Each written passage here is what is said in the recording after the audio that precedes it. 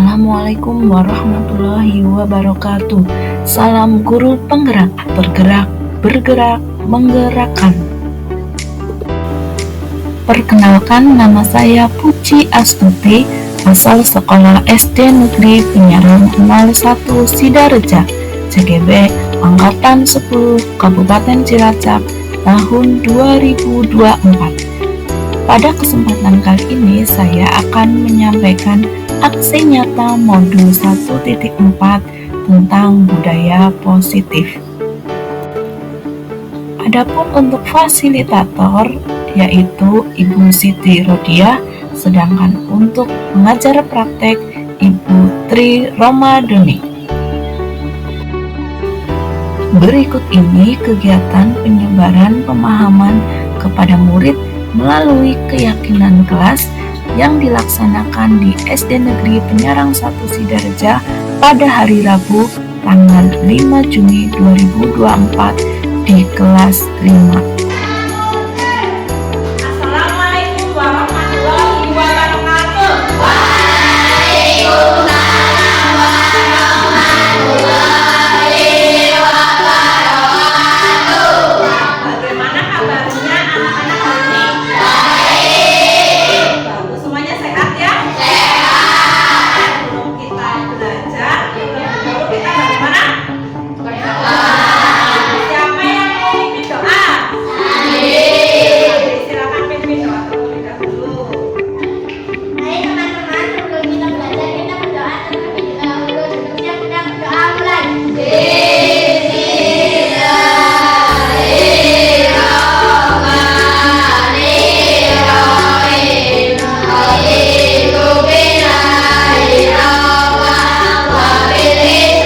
Nah, supaya kita ingat kita sebagai pelajar Pancasila yang hebat, yuk kita semuanya bersama-sama nyanyikan lagu Pelajar Pancasila. 1, 2, 3. Belajar Pancasila, beriman dan bertakwa pada Tuhan yang Esa dan berakhlak mulia, berkebinekaan global, gotong royong mandiri, kreatif tak menalar krisis. Ya, bagus. Semuanya bisa ya? Bayang semuanya melakukan kreatif dan bernalar kritis. Nah, sebelum kita pelajaran supayanya kita tertib di kelas kita, ya, kita bikin kesepakatan dulu. Setuju apa tidak? Jadi kesepakatan ini kita buat supaya kita bisa lebih disiplin. Nah, supayanya kamu sadar, kamu semuanya yang bikin kesepakatan. Oke? Nah, sekarang guru bagikan kertas. Kira-kira kesepakatan apa yang perlu kamu lakukan supaya kelas kita nyaman, tertib, dan juga menyenangkan? Ya, sekarang ditulis.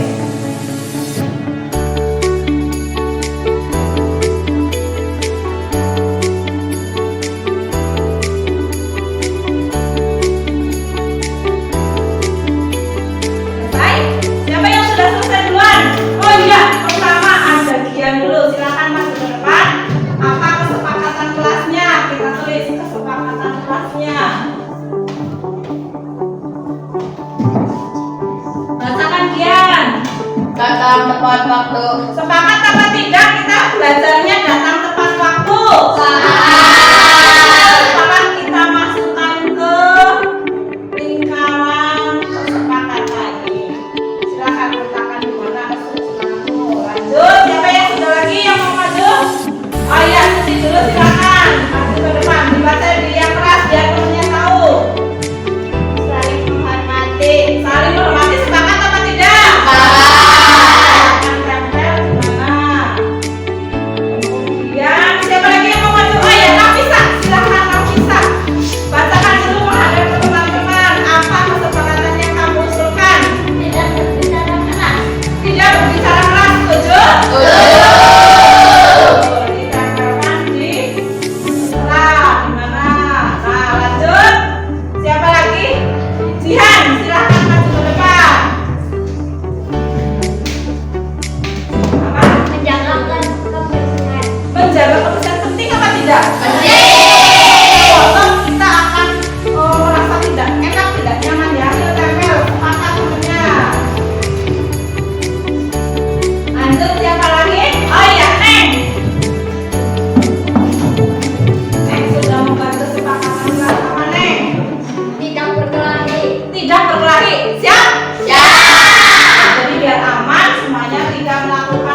kalian harus saling menyayangi. Lanjut.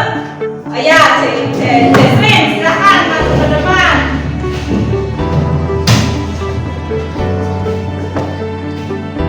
Ya, apa Jas? Buanglah sampah pada tempatnya. Setuju?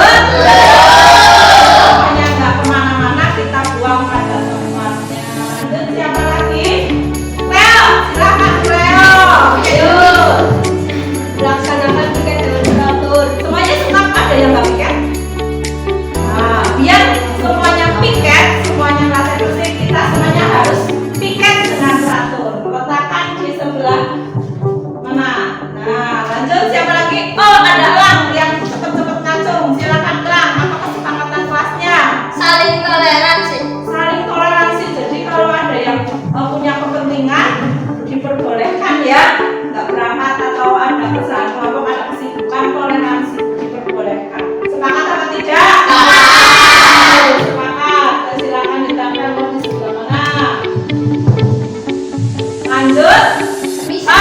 Bisa dulu.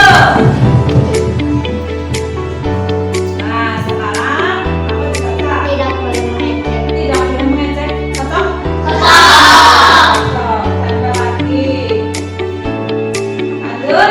Bisa apa di sini ke depan? Dibacakan. Gotong royong biar sampai kerja sendiri. Sepakat?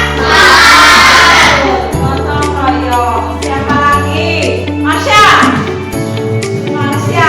Apa kesepakatan yang kamu buat? Tolong menolong sesama teman. Tolong menolong. Betul apa tidak? Yang susah harus segera ditolong. Nah, terus siapa lagi? Alif. Apa Alif kesempatan yang kamu usulkan, Alif? Bicara yang sopan. Benar apa salah?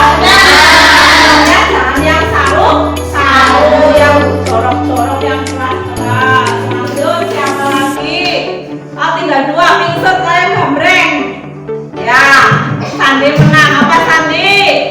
Tidak membeda-bedakan sesama teman. Tidak membeda-bedakan sesama teman. Maka ada lagi yang belum? Sila. Ayo silakan Sil. Apa Sil? Meminta izin ketika keluar kelas. Meminta izin ketua kita keluar kelas ya, jangan diem langsung pergi gitu aja ya. Kalau keluar kelas harus izin sama Bu Guru. Silakan. Terus ditempel. Ada lagi yang belum? Ada semuanya. Nah, kita sudah buat. Oh, ini adalah bagian ini biar imbang, kita bentuk di sini ya. Nah, di sini sudah ada kesepakatan kelas kita. Biar lebih jelas, siapa yang mau membantu Bu Guru membacakannya? Silakan siapa? Oh ya, Suci, coba maju ke depan. Biar kita lebih ingat apa saja yang kita harus laksanakan di dalam kelas kita supaya kelas kita aman, nyaman, dan juga menyenangkan. Coba dibaca dari sisi terserah dari mana yang kelas, Suci. Datang tepat waktu. Ya. Jaga kebersihan. Tidak berkelahi. Buanglah sampah pada tempatnya. Melaksanakan dengan baik. Saling toleransi. Gotong royong. Saling menghormati. Dan menjaga.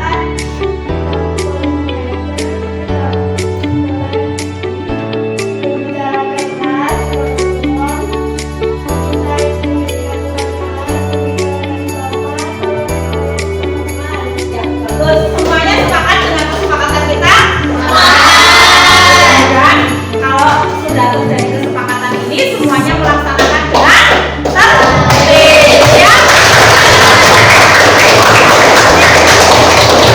Terima kasih sudah membuat kesepakatan kelas ini. Semoga semuanya bisa menepatinya dan kelas kita menjadi lebih menyenangkan. Ya, untuk berikutnya kita lanjutkan pelajaran seperti biasa.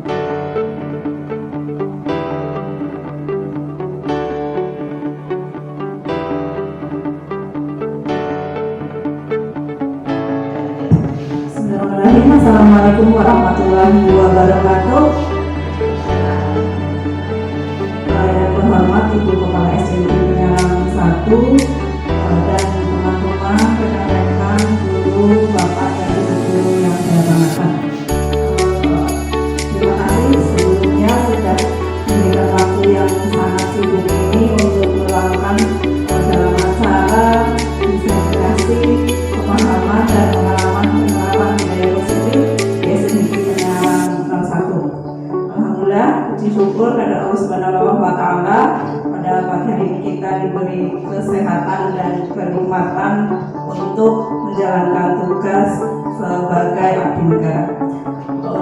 Dalam penyampaian materi ini yang akan saya sampaikan yaitu tentang disiplin positif, budaya positif. Di sini Untuk kegiatan budaya positif berikutnya yaitu diseminasi terhadap rekan-rekan sejawat yang berkenaan dengan pemahaman dan pengalaman penerapan budaya positif di SD Negeri Penyaram 1 pada tanggal 7 Juni 2024. Untuk yang pertama di sini berkenaan dengan perubahan paradigma. Di sini paradigma kita diajak berpikir siapa sesungguhnya yang memiliki kontrol. Kontrol di sini yang dimiliki sebenarnya diri sendiri atau orang lain. Nah, di sini ada dua perbandingan yang menjadi miskonsepsi untuk kita semua bahwa ada stimulus respon dan juga teori kontrol. Di sini misalkan kita mencoba mengubah agar orang berpandangan sama dengan kita. Jadi kita sering berpikir seperti itu. Padahal pada kenyataannya kita itu berusaha memahami pandangan orang lain tentang dunia. Jadi kita berubah untuk diri kita sendiri bukan karena untuk orang lain. Yang kedua, perilaku buruk dilihat sebagai suatu kesalahan. Biasanya kita menghujat ya orang-orang yang berperilaku buruk itu adalah sebuah kesalahan. Tapi semuanya itu sebenarnya teori kontrolnya itu semua perilaku itu tujuan tersendiri. Kemudian yang ketiga, orang lain bisa mengontrol saya, padahal aslinya hanya Anda atau saya kita sendiri yang bisa mengontrol diri kita. Gitu apa betul? Iya. Ya, terima kasih. Selanjutnya, saya bisa mengontrol orang lain. Nah, ini biasanya yang termasuk dalam pikiran egois, saya bisa mengontrol semua orang, apalagi memiliki jabatan yang tinggi, padahal sebenarnya Anda tidak bisa mengontrol orang lain. Kemudian pemaksaan ada pada saat rujukan atau gagal, sedangkan sebenarnya kolaborasi dan konsensus menciptakan pilihan yang baru. Dan yang terakhir, model berpikir menang atau kalah, padahal sebenarnya model berpikir itu menang dan menang. Itu berhubungan dengan perubahan paradigma. Yang kedua tentang disiplin positif. Nah, mengapa perlu disiplin positif? Di sini merupakan disiplin positif itu cara penerapan disiplin yang mengajarkan anak bertanggung jawab dan menumbuhkan kesadaran berdasarkan nilai-nilai kebajikan.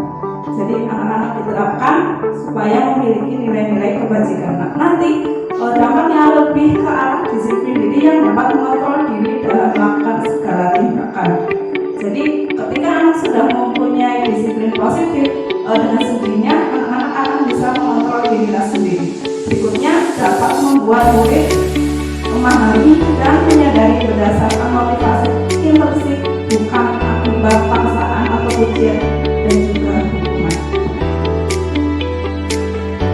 Selanjutnya berkenaan dengan motivasi perilaku manusia. Nah, untuk motivasi ini terdiri dari tiga pemahaman. Pemahaman yang pertama, bahwa motivasi itu untuk menghindari ketidaknyamanan atau hukuman. Jadi ketika kita datang lebih awal, motivasinya biar supaya tidak dihukum seperti itu. Yang kedua, untuk mendapatkan imbalan atau penghargaan dari orang lain. Saya pengen dipuji lah, maka kasih seperti itu misalkan.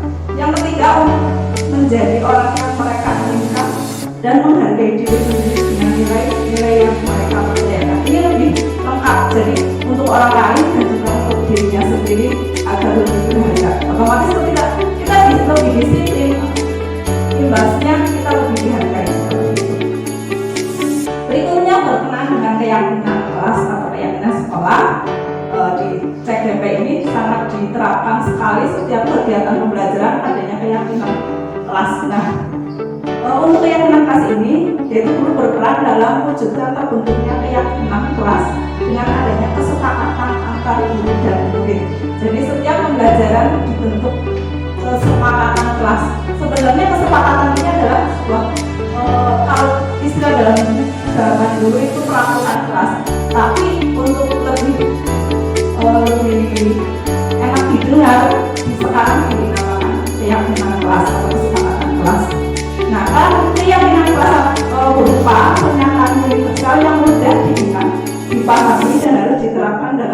sekolah. Jadi dengan para siswa membentuk keyakinan kelas, otomatis siswa memiliki kesadaran untuk menepati apa yang dia sarankan dalam proses memunculkan keyakinan tersebut.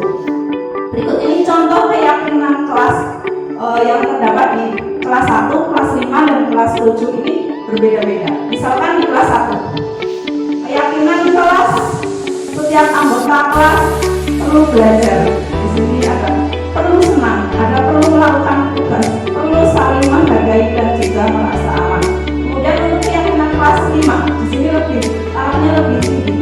Selalu bersikap positif, senantiasa menjadi diri terbaik, percaya dan menghormati orang lain serta barang miliknya, berkomitmen terhadap setiap tugas, senantiasa membantu. Nah, ini contoh keyakinan kelas yang ada di sekolah dasar. Yang lain bisa diungkapkan oleh siswa, terserah siswa mau kepengen keyakinannya apa supaya kelasnya aman dan nyaman. Berikutnya untuk disiplin budaya positif yang selanjutnya yaitu kebutuhan dasar, bahwa ternyata pada dasarnya manusia itu memiliki 5 kebutuhan dasar. Kebutuhan dasar yang pertama adalah bertahan hidup. Kita bagaimana cara bisa bertahan hidup, bisa makan, bisa bekerja, dan bisa sehat. Dan yang kedua penguasaan, bisa menguasai lingkungan, tidak istilah bahasa Jawanya umum batir seperti itu ya. Kemudian yang ketiga kasih sayang dan rasa diterima, ini sangat dibutuhkan sekali apabila kita nggak disayangi teman, kehadirannya tidak diinginkan, bapak sedihnya. Kemudian yang berikutnya kesenangan. Nah, setiap orang memiliki kesenangan masing-masing. Apabila kesenangan kita tidak dipenuhi, otomatis kita hidupnya akan bapak ibu. Yang terakhir adalah kebebasan. Nah, ini juga sangat diperlukan bahwa manusia itu butuh kebebasan. Di sini makanya timbul ada kurikulum merdeka. Jadi anak-anak perlu ada kebebasan tapi kebebasan yang terkontrol. Untuk berikutnya budaya positif di sini yaitu kontrol, posisi kontrol. Nah, posisi kontrol seorang guru terdiri dari 5 jenis, bahwa guru biasanya sebagai penghukum, sebagai pembuat rasa bersalah, sebagai teman, sebagai pemantau, dan juga sebagai manajer. Nah, di sini kira-kira kita sudah menjadi seorang guru sebagai kontrol mana? Nah, kita lihat mana yang paling baik sebagai guru untuk mengontrol siswa ini. Di sini akan saya jabarkan satu persatu. Yang pertama dari mulai menghukum. Nah, biasanya ketika menjadi seorang penghukum itu nada suaranya tinggi. Jelas ya. Kemudian bahasa tubuhnya sambil nuding-nuding, mata melotot, jari menunjuk dan menghadiri itu gimana ya? Nah, intinya serem yang memperlihatkan muka serem. Nah, misalkan di sini ada contoh kasus terlambat lagi, pasti terlambat lagi, selalu datang terlambat, kapan bisa datang tepat waktu. Ketika kita ngomong seperti ini, kita tanyakan pada diri kita sendiri, bagaimana perasaan murid bila guru berbicara seperti itu? Kira-kira kita bayangkan, kira-kira apa yang di omong-omong dia mencap-mencap seperti itu rasanya dia mana? Nah, di sini dalam hasil penelitian bahwa ketika anak dikasih sebagai penghukum oleh guru, kemungkinan murid marah, ada rasa mendendam atau bersifat agresif. Jadi ikut-ikutan keras. Bisa jadi sesudah kembali duduk, murid tersebut akan mencoret-coret bukunya, meja tulisnya. Nah, lebih buruk lagi sepulang sekolah, murid melihat motor atau mobil bapak ibu guru akan menggoreskan kendaraan tersebut atau itu misalnya seperti wujud dari pendendam seperti itu. Kemudian untuk cara kontrol yang kedua yaitu guru sebagai pembuat merasa bersalah. Nah, kira-kira bapak ibu pernah tidak seperti itu? Misalkan biasanya ini lebih lembut untuk membuat merasa bersalah, ada suaranya halus, sedih, dan bahasa tubuhnya menerapkan pada anak musuh. Nah, ini ada contoh kasus juga. Adi, kamu ini bagaimana ya? Kamu sudah berjanji dengan ibu tidak akan terlambat lagi. Kamu kenapa? yang senang sekali mengecewakan ibu, benar-benar kecewa sekali ibu. Nah, ini dalam ini guru menjadi posisi kontrol supaya anak merasa bersalah. Nah, kira-kira bagaimana perasaan murid ketika ditegur seperti itu? Berdasarkan dari hasil penelitian bahwa murid akan merasa bersalah. Bersalah dalam mengecewakan ibu atau bapak gurunya, dan murid akan merasa menjadi orang yang gagal dan tidak sanggup membahagiakan orang lain. Nah, kadang-kadang sikap seperti ini lebih berbahaya dari sikap hukum. Ternyata itu lebih berbahaya karena emosi akan tertanam rapat di dalam murid, menanamkan perasaan tidak seperti murid dalam hubungan guru dengan cara negatif ini. Murid tertekan sepertinya yang tiba-tiba bisa meletus amarahnya dan bisa menyakiti diri sendiri. Jadi merasa bersalah dan putus asa sehingga minder atau tidak berani bergaul dengan yang lain. Nah, untuk posisi kontrol yang ketiga yaitu sebagai teman. Di sini ini lebih ke nada suaranya biasa, ramah, akrab, bercanda, bahasa tubuh merapat pada murid, mata dan juga senyum jenaka. Jadi ini lebih friendly, lebih bersahabat. Misalnya di sini ada contoh kasus, Adi, ayolah, bagaimana sih kamu? Kemarin kamu sudah janji ke bapak bukan? Kenapa terlambat lagi? Sambil tertawa ringan. Nah, ya sudah, tidak apa-apa, duduk dulu sana, nanti Pak Guru bantu kamu ini, sambil senyum-senyum. Nah, ini lebih slow, mungkin juga gurunya juga tensinya lebih stabil ya. Kalau muncul-muncul mungkin bisa gampang ini. Kira-kira bagaimana perasaan murid dengan sikap guru seperti ini? Nah, hasil penelitian bahwa murid akan merasa senang dan akrab dengan guru. Ini termasuk dampak yang positif. Hanya saja di sini negatif, murid menjadi tergantung pada guru tersebut. Tidak ada masalah, dia merasa bisa mengendalikan guru tersebut. Jadi mungkin kewibawaan guru akan agak sedikit turun gitu. Tapi ini tergantung cara penyikapannya. Akibat lain dari guru tersebut dan belum tentu berlaku yang sama dengan guru atau orang lain. Ini sebagai teman. Kemudian berikutnya sebagai pemantau, hanya memantau saja. Ini ada suaranya datar, bahasa tubuh yang formal. Jadi kok diam saja, cuma memperhatikan dengan tidak khusus gitu, tidak spesial. Di sini ada contoh kasus, Adi, tahukah kamu jam berapa kita mulai? Tahu Pak, kamu terlambat 15 menit. Apakah kamu sudah mengerti konsekuensi yang harus dilakukan bila terlambat?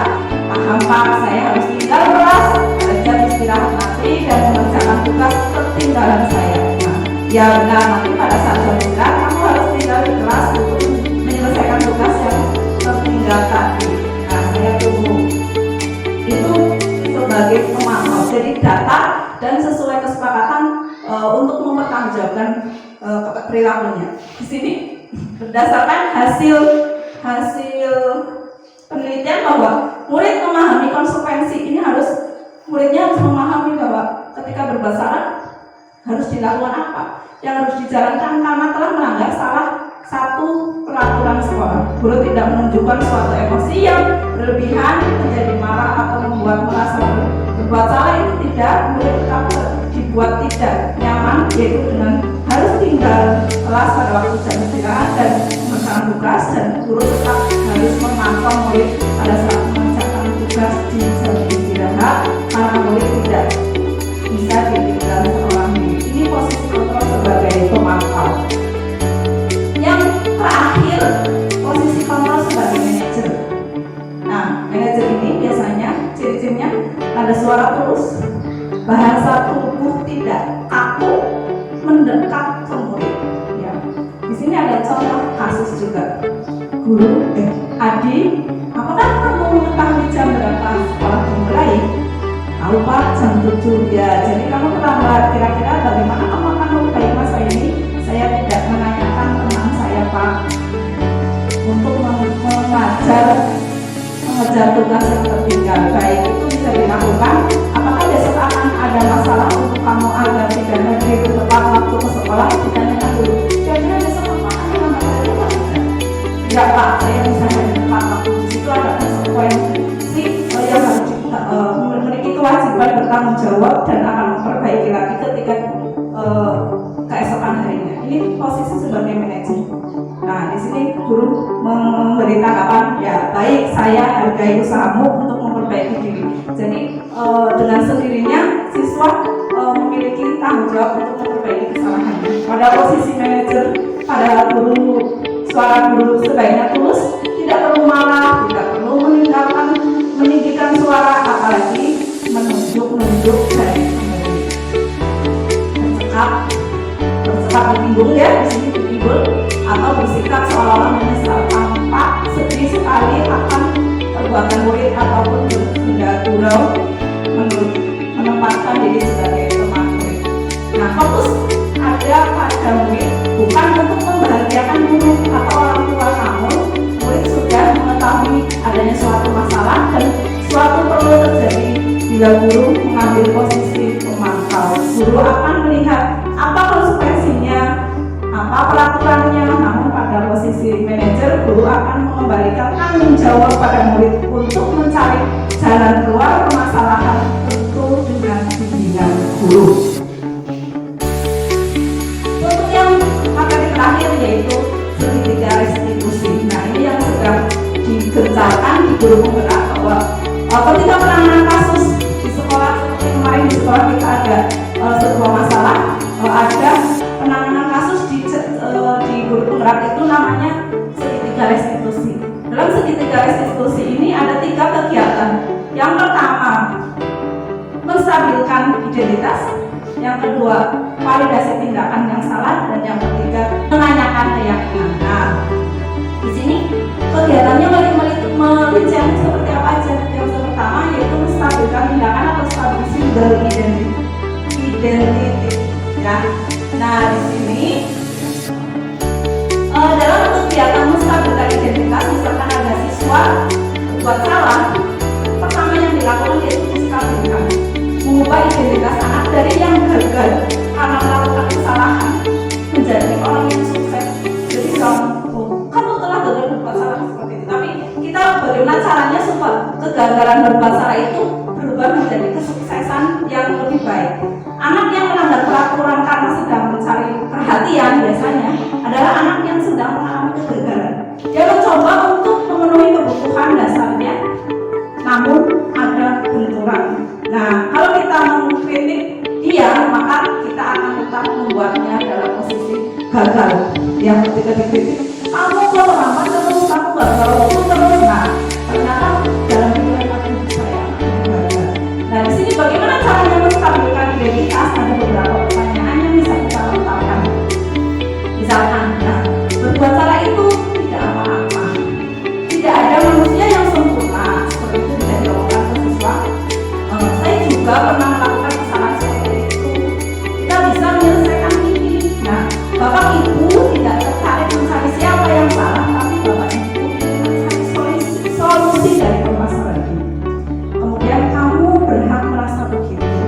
Apakah kamu sedang menjadi teman yang baik untuk dirimu sendiri? Jadi di sini siswa walaupun sudah berbuat salah, tapi dia diusahakan untuk menjadi orang yang sukses, diarahkan. Kemudian yang kedua, validasi tindakan yang salah. Dalam kegiatan ini, setiap tindakan kita dilakukan dengan suatu tujuan, yaitu memenuhi kebutuhan dasar.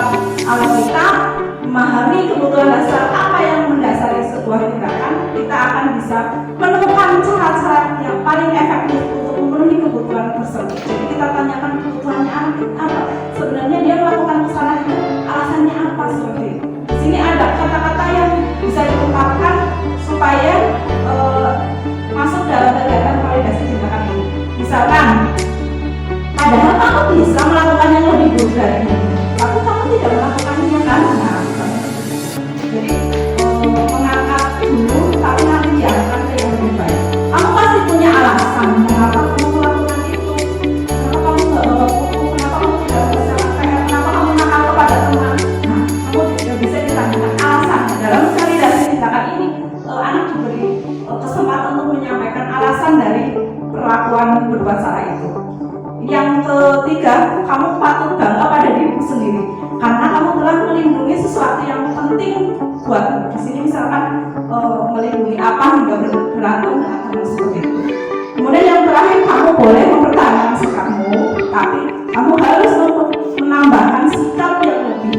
baik, yang baru lebih baik. Dan yang terakhir, tahap yang terakhir dalam segala restitusi yaitu menanyakan keyakinan atau civil belief. Nah, di sini dalam menanyakan keyakinan penting untuk menanyakan ke anak kehidupan seperti apa nantinya yang mereka inginkan. Misalkan kamu nanti kalau sudah besar mau jadi apa?